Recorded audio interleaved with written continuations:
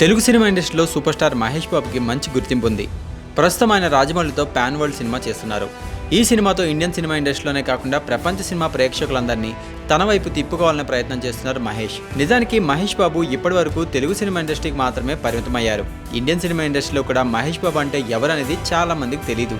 కానీ ఏకంగా pan world cinema చేసే అవకాశం రావడం అనేది నిజంగా చాలా గొప్ప విషయం అని చెప్పాలి. ఈ విషయంలో పూర్తి క్రెడిట్ రాజమౌళికి వెళ్తుంది. ఇప్పటి వరకు ఆయన ఎలాంటి సినిమాలు చేసినా కూడా ఇక మీదట చేయబోయే సినిమాల విషయంలో చాలా జాగ్రత్తలు తీసుకుంటున్నారు.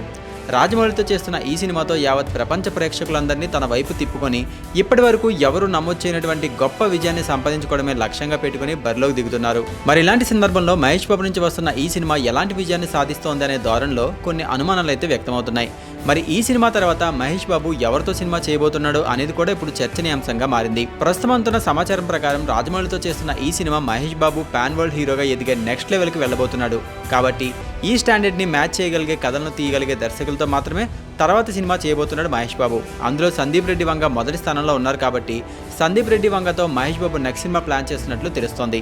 ఇక మహేష్ బాబు తన 30వ సినిమాని సందీప్ రెడ్డి వంగతో చేయబోతున్నాడంటూ మహేష్ బాబు కాంపౌండ్ నుంచి కొన్ని వార్తలు అయితే వినిపిస్తున్నాయి. మరి దానికి తగ్గట్టుగానే మహేష్ బాబు ప్రణాళికలు రూపొందించుకుంటున్నారు. ఒకవేళ ఇదే కనుక నిజమైతే ఫ్యాన్స్కి పండగనే చెప్పొచ్చు.